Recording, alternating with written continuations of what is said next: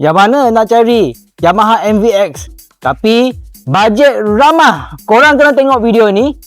Motor bentuk ala-ala MVX tapi harga jauh beza dengan MVX. Korang tengok daripada bentuk. Inilah Aveta Nova 160 SE. Motor ni baru sampai kedai saja. Ini model baru tau.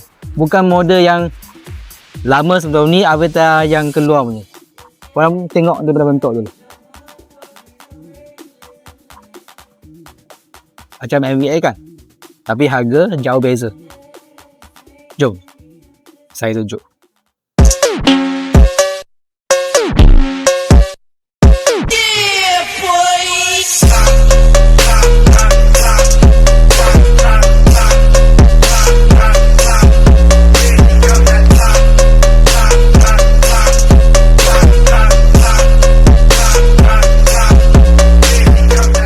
Ramai dia tanya, motor ni harga berapa? Bulanan 260 lebih untuk 5 tahun.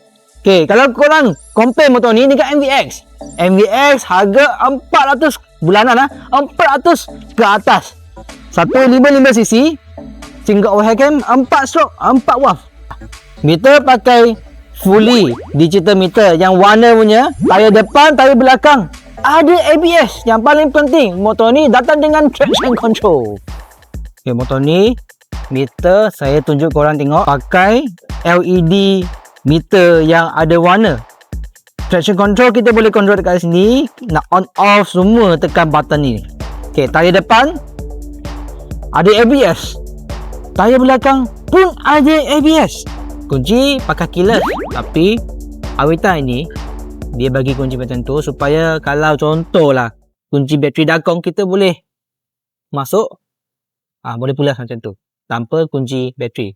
Belah kiri sini ada kompartmen. Korang tengok tangan saya masuk.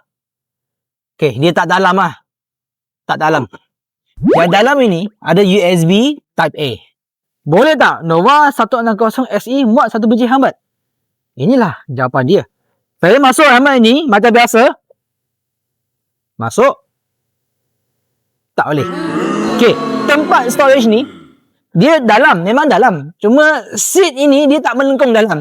Jadi dia susahlah muat satu biji hambat. Tapi saya ada satu solusi bagi korang. Kita terbalikkan hambat ini, terbalikkan, masuk boleh tutup macam biasa. Korang boleh abaikan ini 3 kain ni sebab kilang pasang 3 kain ni untuk protect di belah seat. Okey, tank minyak ada 10 liter. Lagi besar daripada MVX, hanya 5.5 liter sahaja. Jadi, kalau korang nak jalan jauh, inilah motor untuk jalan jauh. Kalau compare dengan MVX 155.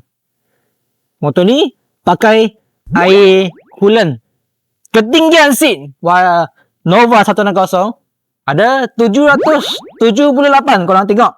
Dia lagi rendah daripada MVX. MVX ada 790 mm. Jadi, kalau korang ketinggian macam saya lah, motor ni lagi rendah sikit. Berat motor ni ada 112 kg. Dia ringan sikit lah daripada MVX. MVX 125 kg. Korang tengok saya tolak motor tak susah, ringan saja. Lampu depan, signal depan, lampu belakang, signal belakang, semua fully LED. Jadi apa perbezaan antara Nova 160 SE yang ini dengan Nova 160 yang lama? Pihak Aveta dia upgrade motor ni ada ABS depan belakang dan traction control. Itu aja. Kelebihan motor ni yang first, dia ada ABS depan belakang, ada traction control. Bawah seat storage tu boleh muat satu biji hambat. Tank besar, ada 10 liter. Guys, yang paling penting, harga motor ni ramah. Kekurangannya setakat ni saya nampak footrest dia agak kecil. Korang nampak sambil kasut, saya letak dekat sini.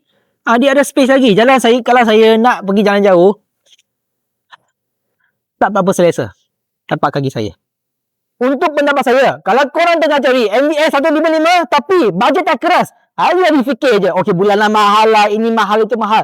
Korang boleh consider motor ni Nova 160 SE. Guys, saya ada ready stock dekat kedai saya. Jangan berserah sebelum power bank. Yang paling penting, kedai saya ada pusat servis. Kita jumpa nanti. See you guys.